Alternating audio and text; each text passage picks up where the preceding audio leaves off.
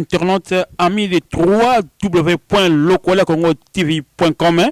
Bienvenue dans votre émission Podium de Vérité, une émission suivie dans votre site, le site du peuple, locolacongotv.com.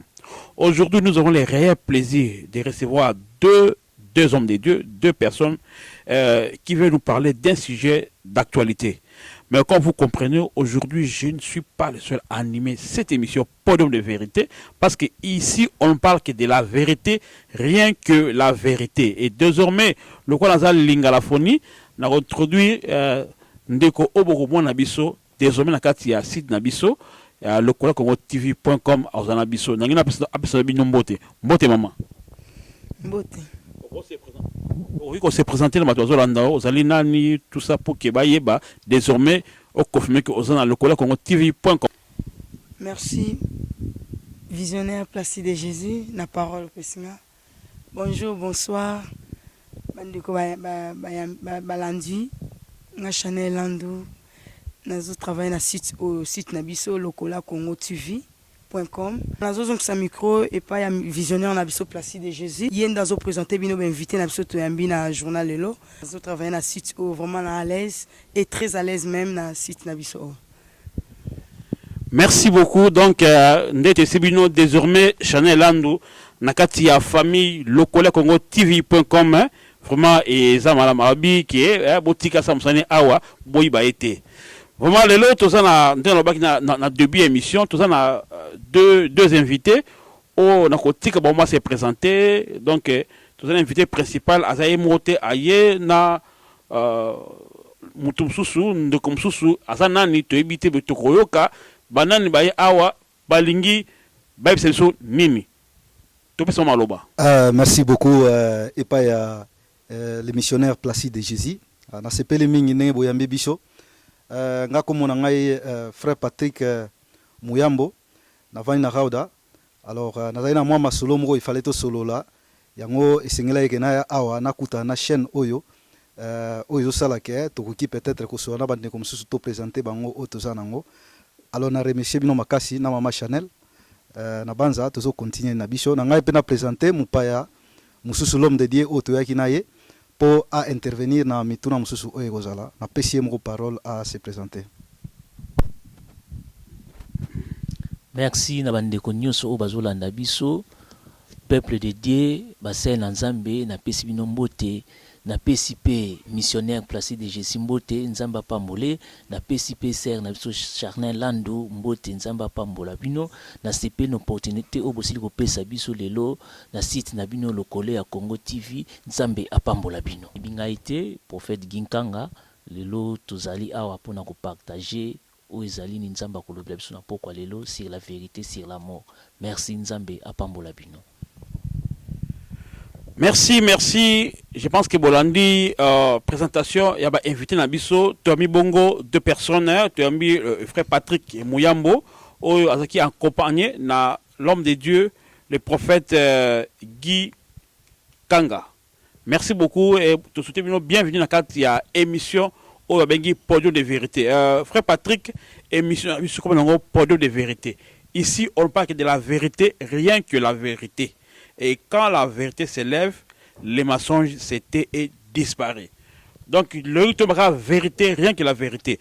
Frère Patrick, est-ce que vous confirmez une émission à Podium de Vérité, au collaboration vérité, rien que la vérité?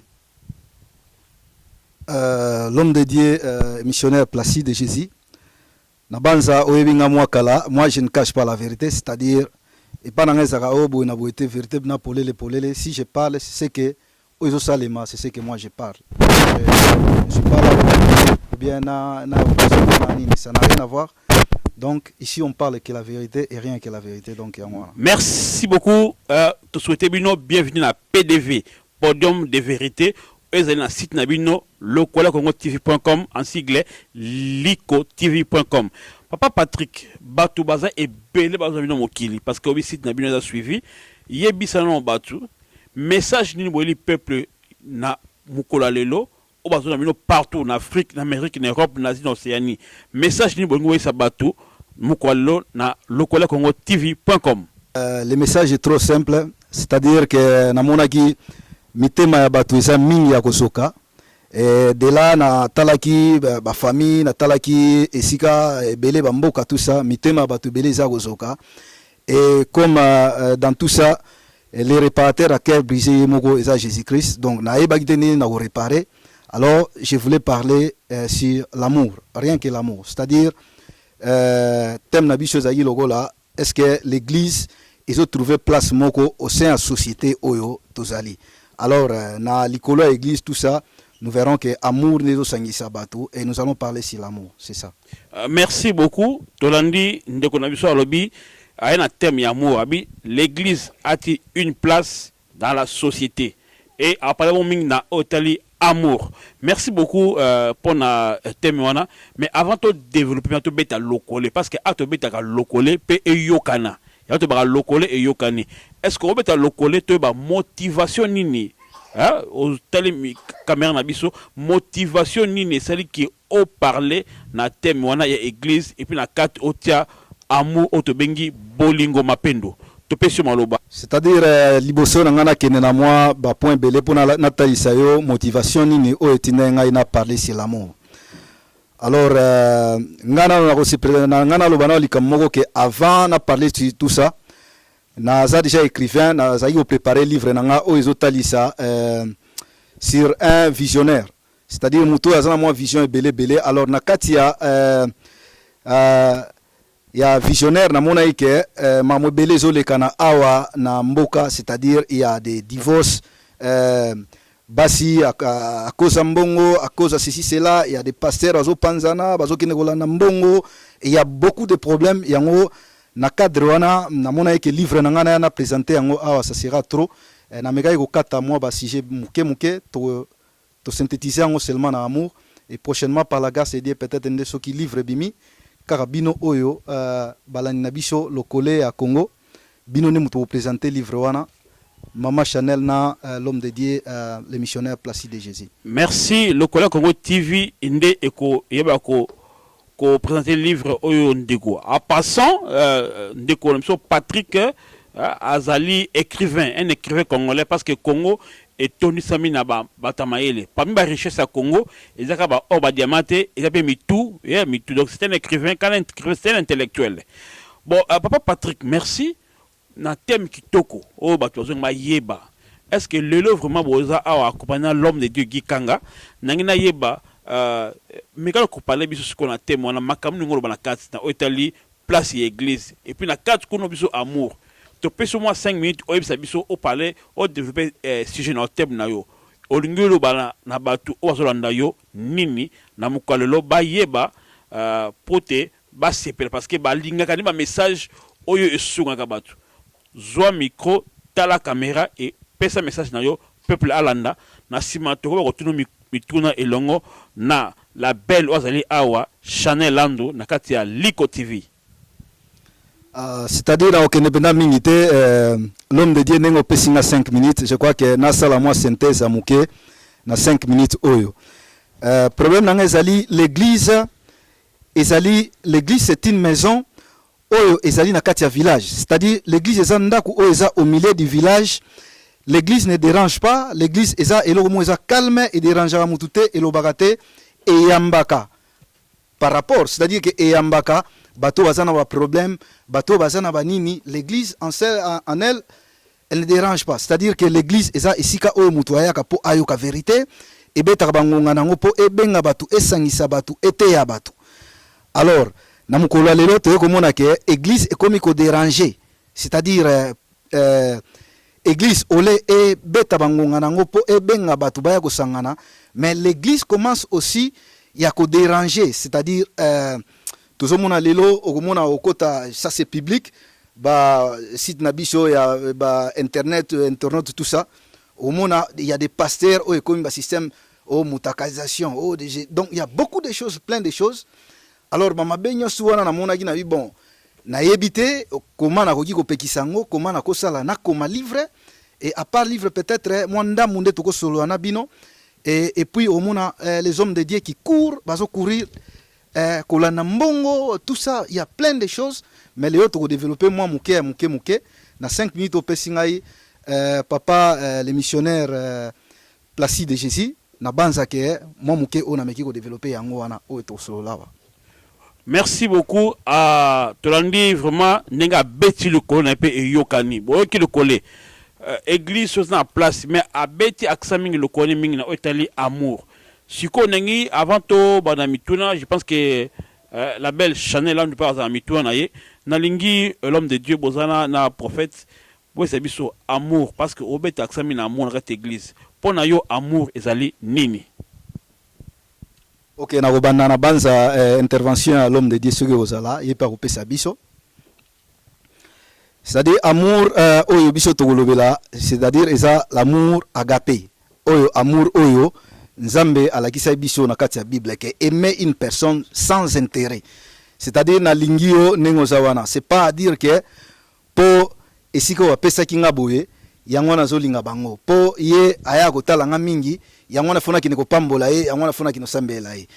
Bon alors na amour wana ezana mwa makambu ebele na kati ba manque amour ba problème tout ça yango na beta mingi c'était na amour que vraiment étant que peuple de Dieu na ba o bazolanda biso na musika na ngai na nazongisa mwa motuna moko ya muke na banza papa na biso nyuso za bato Nzambe bomeka ko yebisa biso so muke na mutu o aza ministre de Dieu na mutu aza ministre pona bino nani mutu azali mutu ya munene na vie na banza na motuna na peko ya na pesa na maloba na ngai epa. Malheureusement c'est nous qui posons des questions, vous répondrez et ça va question sana tolobaka question ali abiso mais tous les alliés yaye mais je pense qu'à tous les à tous les peuple bien les alliés si ka bozali bon répondre bête sur le collet ce qui l'homme de Dieu prophète par obakisana otali bolingo nini ba bengi bolingo zali ndenge nini.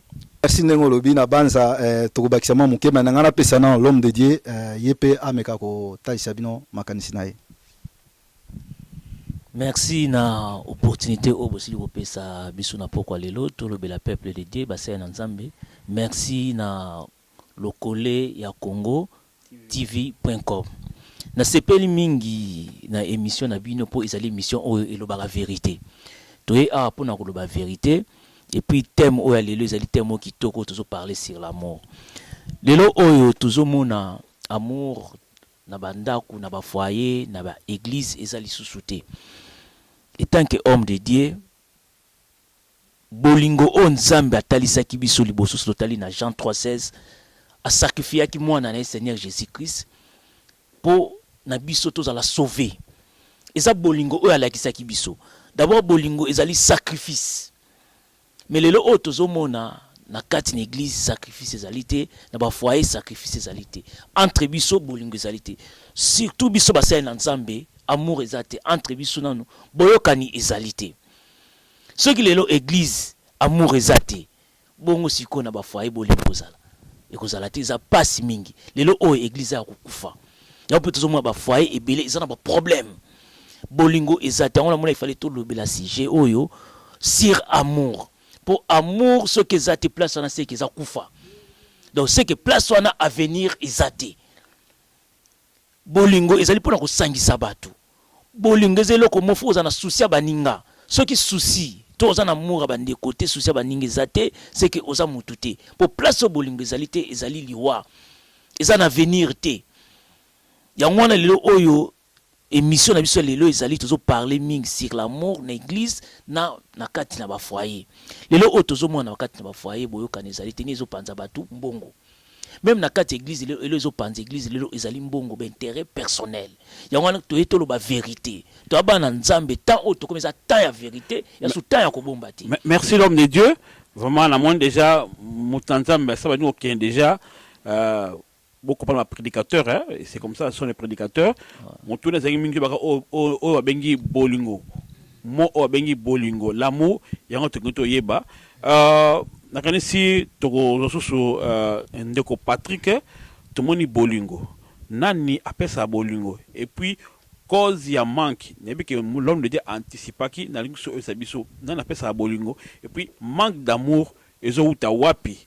Et pas na biso bato mokili o devant na mokili asi ya moi bete sur le collet bato okayo l'amour na sakibino ke awanga na so parler sur l'amour agapé. l'amour agapé yango wana pe ndeko na biso ameki ko développer muke alobi ke nzambe tango akelaki mokili a sacrifié son fils unique Jésus-Christ aya abundela biso, c'est-à-dire soki na kei mwa muke manque ya amour et ezali batu oyo bazali na posa ya bazwa rapidement et qui manque kozwa wana yango no mona ke isopesa manque d'amour. Nako kende quelque part je pense que peut-être beaucoup dans la Bible na bino ce boké na acte 20 botangi bogomona ke Jacob nani bogomona ke l'homme de Dieu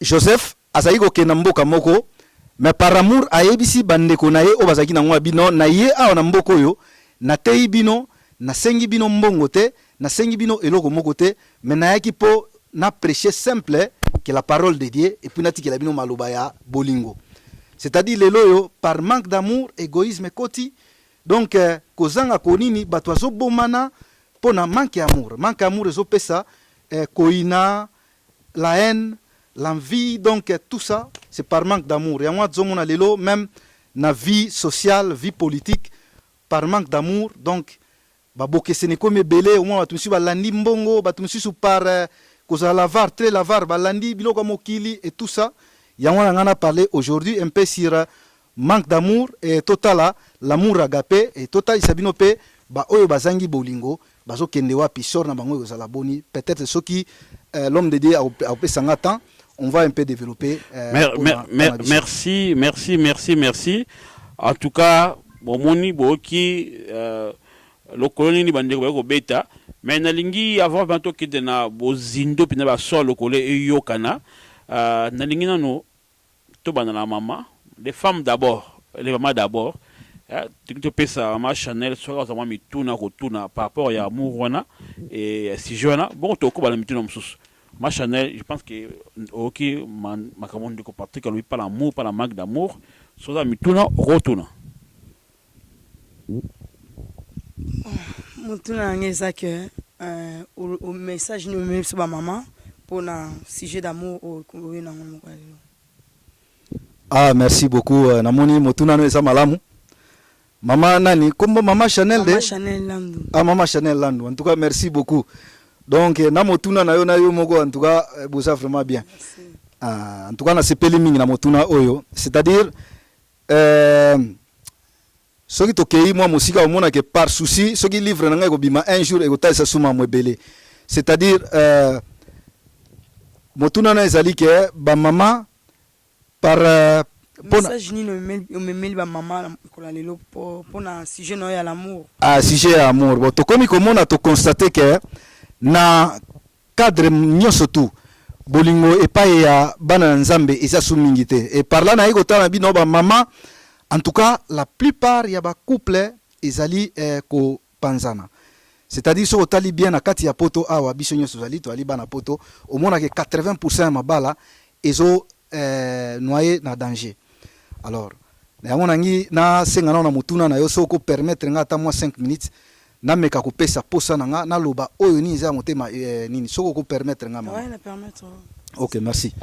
C'est-à-dire tozomona mabala ebeleza ko panzana et par manque d'amour bolingo oyo ba parents bateya biso amour agapé oyo tokoli nango c'est-à-dire tozo kola kati église il faut to comprendre que nous aimons tant olingi mutu na yo ba tuna biso na église est-ce que vous aimez pour le pire et le meilleur donc tozo ngisa que oui tolingani pour na pire et le meilleur le meilleur c'est quoi c'est-à-dire tant wa pasi tant wa bisengo tant nyonso boza ensemble tout monaka na Kinshasa na ba famille touti au moins avant de voyager bozo boya lokwa na poto bien boke n'importe quel pays ba parents bazana esengo boke na esengo mais ce bokomi awa par manque d'amour mingi na côté ba maman au moins na maman soki papa va na ndaku oh non usa suelo mokote uzova ni ngana ndaku ngaka na ali makandaku ale epesi o epesa kawana to papa goza ana besoin tinda to moi 10 euros na famille na ye oh non ngambongo ozwateza mbongo bana oboye na boye ngai ekosimba te donc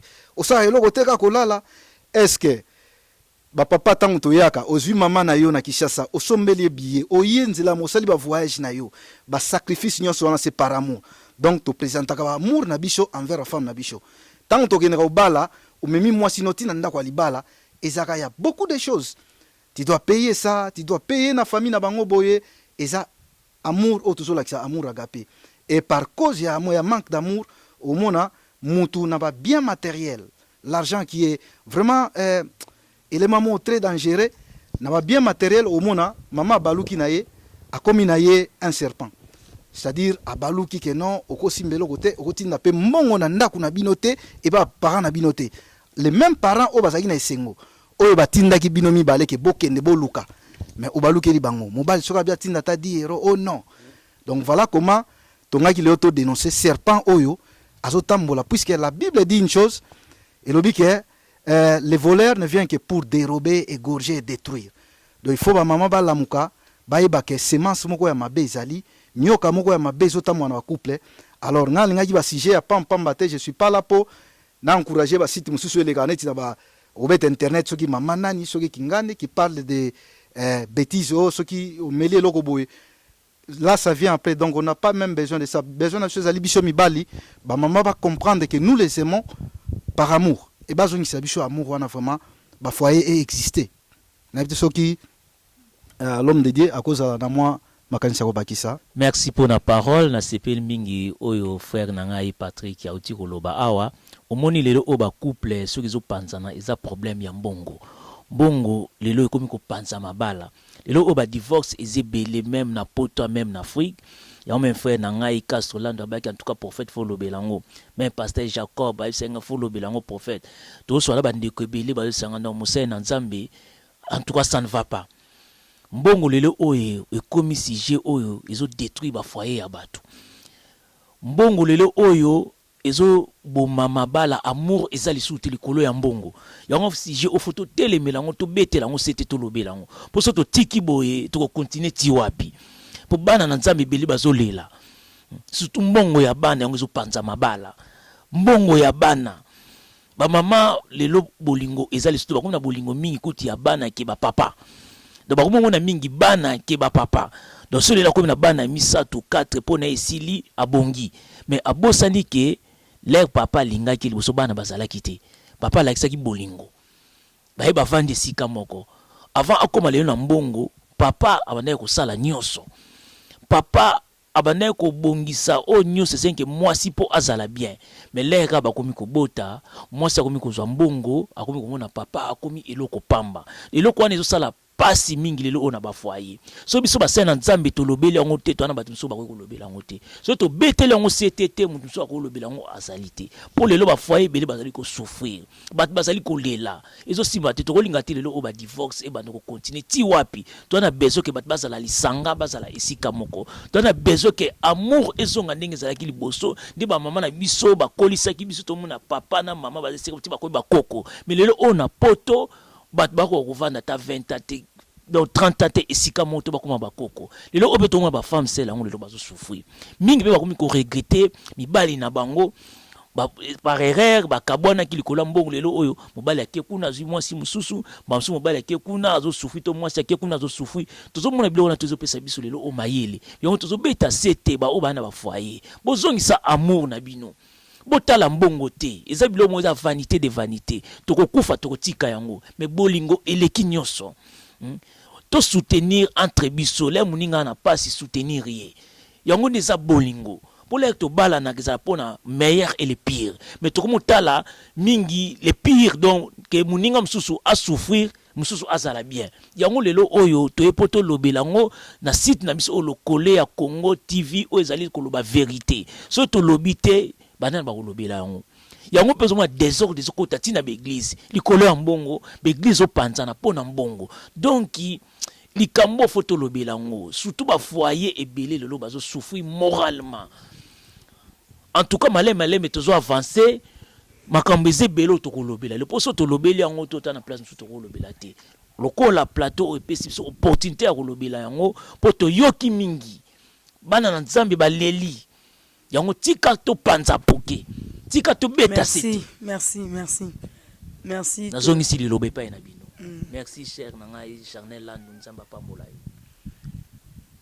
merci beaucoup mais naza la question mo na posé bino na oki mingi bolobeli sur babolingo eza te bapapa balingi bamama me sikoyo bolobi nini na part ya bapapa oyo mpe balingi kosala te bana bamikanda baza na nzoto makasi ya bonne santé baza na séjour en Europe mais bazozelaka mbongo ya bana et puis eza mpe bamama mosusu mpe baosouffrir na mariage bazomona mpe babolingo amour vrai te mpe bapapa sikoyo bolobi nini na question ana bakisaka contrairement ndenge l'homme de alobaki ke ba papa par exemple bolingo tout ça mais yo kotuma doute bi il y a aussi des mamans au bamona amour en côté outre ba question opposée wana ya baza na bonne santé ba osala te ba pela mikanda et puis voilà donc amour bamona côté plus car balinga maman pe amour donc na compléter quand même question ya concert nanga ndinga otukoloba collègue nanga ni otukoloba merci beaucoup.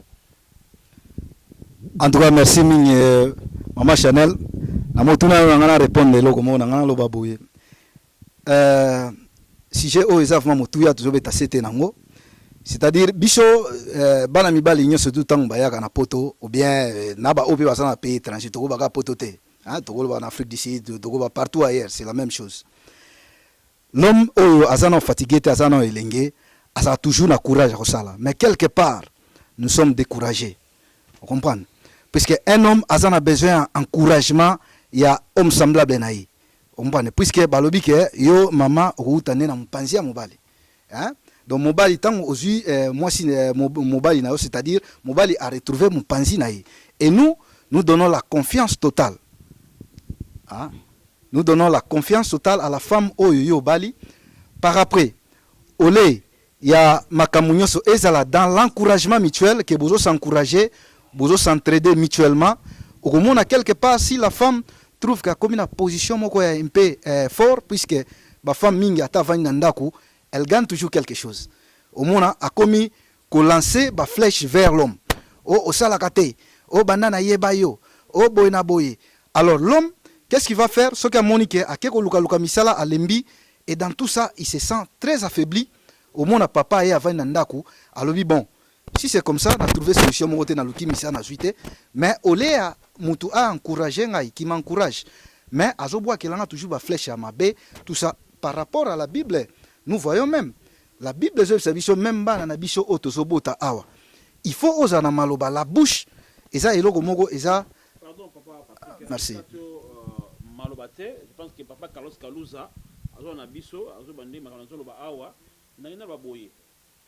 Na papa question oya maman autotuna la belle Chanel là tout autouna c'est bien réponse de madame mais apparemment c'est comme si au préparer la mission au betaka ba maman mais la question un peu faut que ba cas exceptionnel il y a des papas c'est vrai oh azo luka musala azo zoate bien ça bon ça c'est misu pe vinda azo luka na été moi je pensais que le peut ça concerne au wana parce que l'amour ezali eza multicolore eza monocolore te eza raté que maman na bolingo biso va papa donc moi je pense que on peut être encourager pour condamner ba oyoyo baza na capacité à ça parce que l'amour c'était obeta qui la question na ya maman ezaki par rapport à ba mibali oyo baza na moyen tout ba salate et par rapport à mobali il faut asa ne bible ozote ya biso oyo côté ya biso biki non mutu na mutoki na ye nde akolia au moins que oza ba pêchement ne demande ba poto mutu ba séjour premier séjour te je crois empêcher à ça la tout à la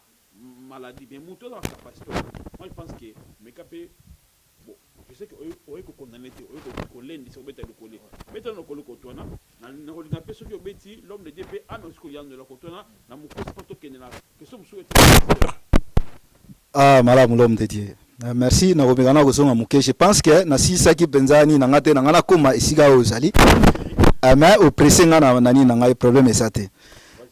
Le problème dans loba dans le bique même dans la Bible zota isabiso que langue na biso ezana pouvoir il y a la mort ou la vie c'est-à-dire o to loba et pas ba na biso soki to bi na ba na biso que boko la boza malam boza la des hommes dans la vie maloba wana ezana pouvoir et bango. OK. Alors une femme oyo aza toujours na parole il y a déception.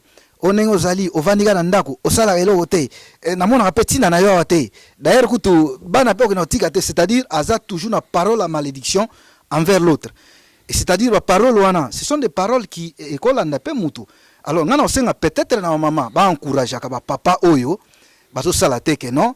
En tout cas, namoni quelque part wana na oneko leka, namona nzela wa commune azen bureau wana oh bazo luka product verke. Kenena no beta porte wana peut-être aux musala. Parce que quelqu'un qui est d'ici, il y a un abaki anabi, je ne suis pas le réparateur à Baker brisé, mais quelque part, c'est-à-dire nazaki na déplacement muke mingi France, Londres, Belgique, il y a toujours ce problème on a batwaza au moni mutuboye, il vit normal, aza un bon garçon, aza vraiment na maluba moko bien, un bon parolier, mais au-dedans de lui, il vit les calvaires. C'est-à-dire calvaire wana ba meka ko expliquer bon, je ne vois pas naza to za site na biso malamu o ekote ya biso o ekobete la biso masolote lokola ona lobi wana ke mama soki kinga so sala boye. Nous on n'a pas de ça, on veut réparer les cœurs brisés. Par contre bon na papa oyo basala raté, donc maman botika ba parole à découragement tant on lingi mobali na yo bolingana pour le pire et le meilleur, et c'est pas l'argent ne eza division ya nini po yo zana position mo force soki papa ke musate yo zo mo nini aloko mo isa papa lakisa makasi no akimobali awa ndeko lakisa merci l'homme de Dieu Rose Amico nangina poser question mo même sujet nangina ba bon prendre ba mari chef père chef net ba pasteur patron mais de mari chef. Ok, non, moni tout ça na poto l'homme de Dieu, ça na poto obi culture dans awa. Il y a des hommes qui même pas au Simbasani, même pas au Kombolanda, même pas au Skolabana, même pas au Tigabana. Donc maman a comme une esclave. D'abord on va mari chef, mari patron. Est-ce que Bolingo et ça n'est pas Bolingo et supportaka et non seulement il a mais centré daka. C'est que yo mo tei musakoli on kolbani c'est qu'on a attend mon coussé pas toi qui ne faire la fin émission. Poser une dernière question Italie ba pasteur parce que vous parlez de l'église mais quand il y a nous beaucoup c'est bête le coller dans moto noana.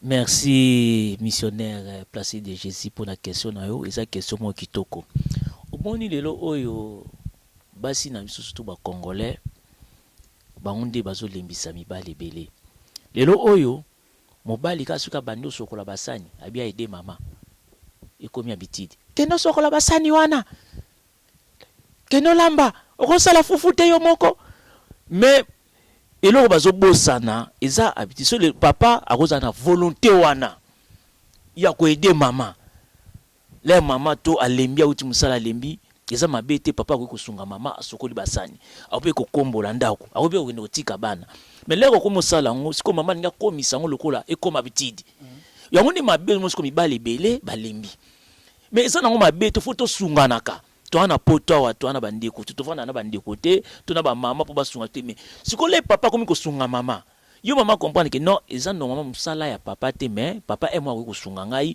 ako ko ndikutika ba on eza défendre na biso eza bana na biso foto ndikutika ba on ba classe ya mabete eza ndako nanga na ko kombola yango soki mama lembi problème ate na ko aider moi si na cuisine na koti na cuisine na sokoli basani pour la habitude le ko aider le lolo bede atavani bozana bandeko tona ba camarade nae kendo sokola basani na moto basani wana ya salite wana nisiko mabeso ko lo ba papa bazo telemela yango wana ko aider mama eza mabete mais ekoma lokola te ke comme siko devoir à papa te comme habitude que non atovani na ba camarade na bandeko no faut tinda papa akino sokola basani po mobali azaka mobali eloko somo lelo oyo ata même na lola na likolo nzambe abengana ki sata po sata ngazo place na ye lelo oba mama lingba zo place ba papa bazo kitsa bokonzi wana yango mobali mususu alinga ngote yango moni bit bien divorce belé yana mibali mususu jamais okoko botele kiti wana ebonga wana pour même na lola nzambe alinga kite sata zo place na ye. Merci. En tout cas na CP mingi na question wana eza question mo malamu ko aider ba mama eza mabete tozana photo edanaka to sunganaka ba basi na biso ba esclave te les maman lembi en tout cas faut papa o aider maman. Merci l'homme. Ceux qui maman commission habitude to na miso ba ko tinda papa wana ndiko mabe. Merci l'homme de Dieu, je pense que motuna oyo il est tellement vaste à cause toujours ma réponse sur le bas donc qui mo yenonae andimi abo itebi papa ako sunga ba mama mais maman ba rôle na ye papa ba rôle na ye donc ko sunga et ezana kata bolingo mais seulement maman ba quand est-ce que papa ko sala pe ba rôle ne ya papa donc ayane maman qui papa il faut salaka parce que le quoi la maman rôle les arolamba ka yo kolon parfois donc yone papa il faut au salaka pote maman azo mongo alambaka asko basani moi motivation les ala pe bien ce qui bon des chiffres zoya ce qui zali mais to comment la premier parce que vous parlez de l'église l'amour. Or, l'église, c'est une institution qui est dans la société. Et l'Église, c'est une œuvre divine, bien sûr, l'œuvre de Dieu, est fondée par sa parole qui est Jésus-Christ, et dirigée par les apôtres, les 6 apôtres, et qui est maintenant institutionnalisée par les apôtres, mais dirigée par le Saint-Esprit. Et les pasteurs jouent le rôle des apôtres, ils continuent maintenant à travailler dans cette édition Église. Mais Église étant dans la société, et l'amour dont vous parlez, est-ce qu'on peut trouver cet amour dans les chefs de comportement des hommes de Dieu, les pasteurs? Parce qu'on parle de l'Église, dans la société. Bon, par exemple, il y a pasteur, parce que vous parlez de l'Église, dans la société, bien sûr, il y a et l'amour, maintenant, autre chose, il pas pasteur dans la société. Tu peux retrouver un ou pas? Bon, mais le collé et yokana. Merci l'homme de Dieu pour la parole. Liboso na banza na bandaki tant na bandaki na baki no likamoko si tu te rappelles. Na baki que église ezali une maison, c'est-à-dire au milieu du village. Église et l'obagate ils sont narate et appellarande par contre batu po esangisa batu.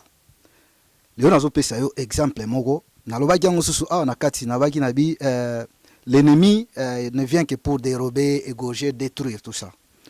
Yango soki totali bien na komeka ko kende un peu plus loin na makamboyo ce totali ata na monde na biso bien na communauté na biso ya congolais au mona que quelque part na mboka mususu babitumba ezali batu azo bomana batu na mituna na ngana livre na ngana zaki na makanisi na mituna ki na bima soki église ezo sa musana ngo na ba place oyo bazo boma ekosangisa pe ekobenga batu ebisa bango ke awa tolingi makambo ya koboma te. Tolingite babiloko zoleka ko violer tout ça c'est par manque d'amour mais église na éviter quelque part ce que zo sa musana ngo et à ko réunir batu ou bien nini mais siko l'église est comme ko déranger mitema fidèle netinga place na vandaki et déranger motema na ngai ya on a l'amour qui na mais comment bazo boma ba maman bazo boma bazo violer et tout ça et moi en tant que une personne abi mais non église zo sa musana ngo te et par contre na ota susu quelque part awa c'est naba ni nabiso ba internet tout ça na komona ke les pasteurs o biso zayi ko kanisa basai ankolo ya minene bazo buna na kati ya makambo ya misala o etali mboka o ezo ko détruire mboka ba pasteur o minene baza na kati pe baza ko swana alors na mituna ki na bi bon ole ba amener message ya amour o le peuple attend ba amener message ya paix mais bango akomi ko bunda ko swana ole ya ko amener message il y a vérité. Surtout j'insiste sur la vérité puisque lobby nazaki sima ya internet nanga nazotala namoni les hommes de Dieu moko ba bimi soki na eloko moso benga ce dialogue so eloko nini les hommes de Dieu wana basolo bake nous sommes venus on a discuté sur la paix. Ça ce sont des donc yango na baki nabi moi étant que l'homme de vérité pour baki vérité pour les c'est-à-dire c'est pas la paix que les peuples bien sûr la paix est mais la paix existe toujours la paix existe toujours mais tous on a besoin de la vérité que les hommes disent que nous ne voulons pas de ça olingi eloko te olingi tolingi ote tolingi ba violte tolingi te tolingi eloko boko bomate to ko bomate c'est un peu ça ba passer na biso alelo baza ko zanga baza ko te ya biso pas sur la vérité mais bazo le kana likolo ils aiment par intérêt ils aiment ceux qui bango to ko pesa yo Jeep, tokopesa yo eleo comme soine là-bas mituka tokopesa yo Jeep, tokopesa yo fonction, tokopesa yo boye. Merci. Ils sont contents de ça. Bon, merci. Merci homme de Dieu na question on a posé. Question ngeza suko lobini sur à propos ba pasteur o baza matérialiste o yo bazo mingi ko kota ba propre intérêt na bango. Na l'église comme ba division ba mso baza mbongo te bango bazolanda mingi ba o ba donatrice ba donateur siko lobini à propos ba pasteur a bon na banza soki tokei mingi bon na okene mingi moi côté ya parole puisque ya moment li lobezo ba ke na suka boyeba batuna misa na bango alors vraiment je m'excuse mingi pona na bolingo ya ba mama na bolingo ya batunyo so bazolanda biso lelo j'aime beaucoup mon pays naza patriotique.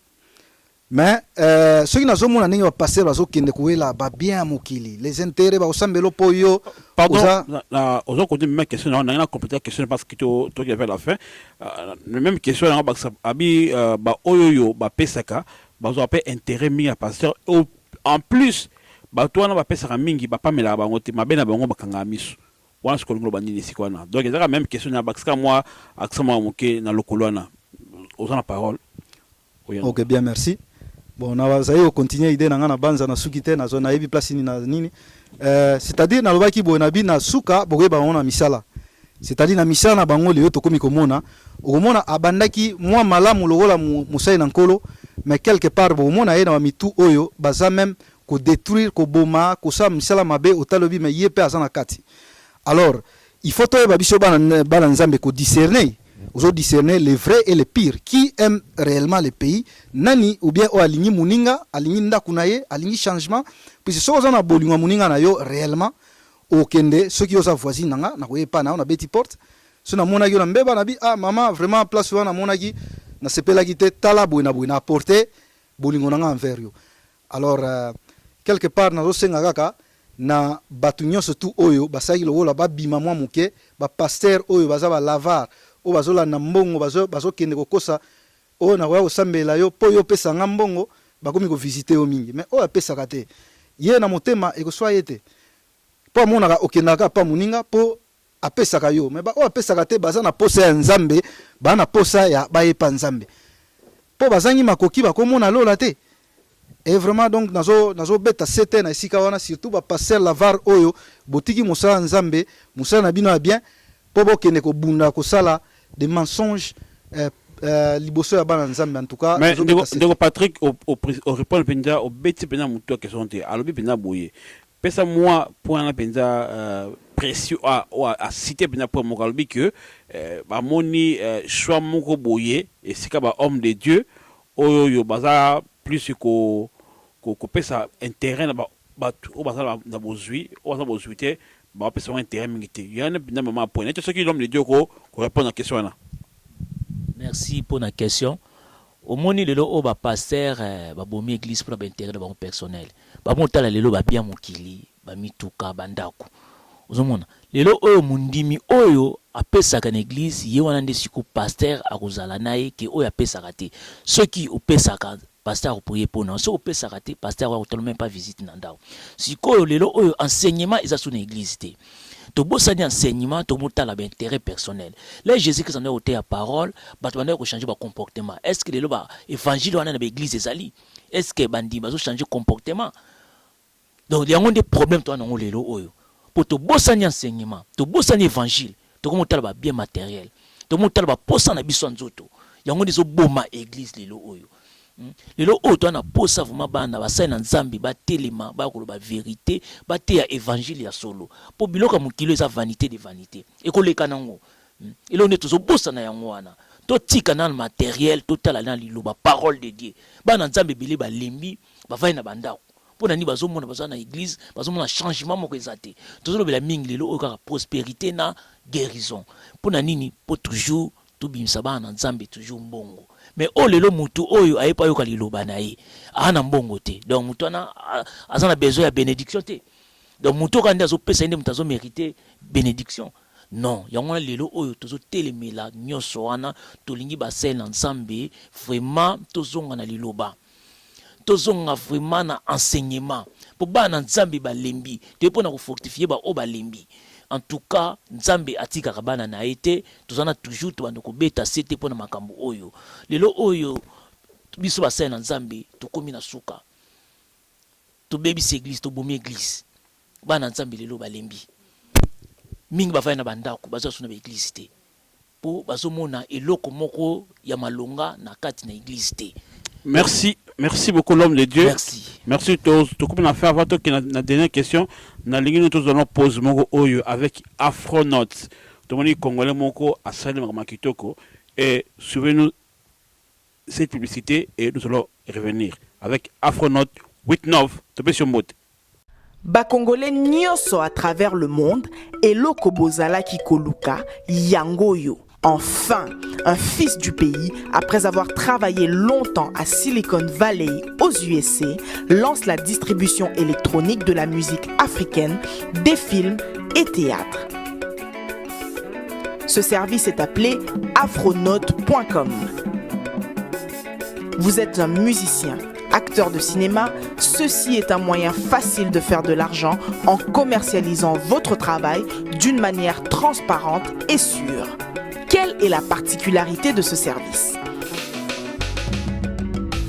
Afronaute.com est 100% anti-piratage, paiement 100% sécurisé, utilisation simplifiée, adaptée à la réalité de la musique africaine.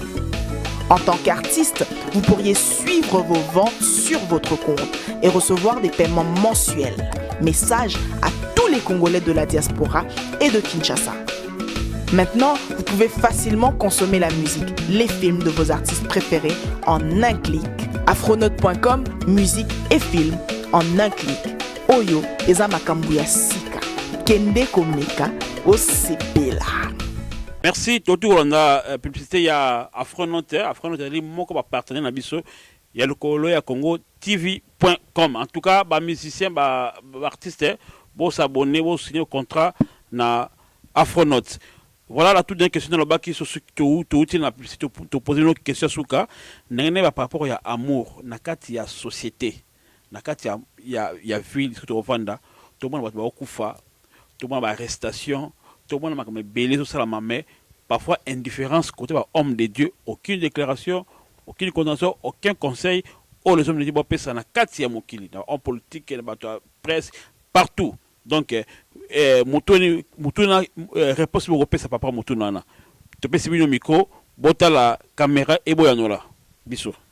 Vraiment, merci l'homme de Dieu, to Betisou c'était, puisque nous avons collé à Congo TV. Ok. Point commun.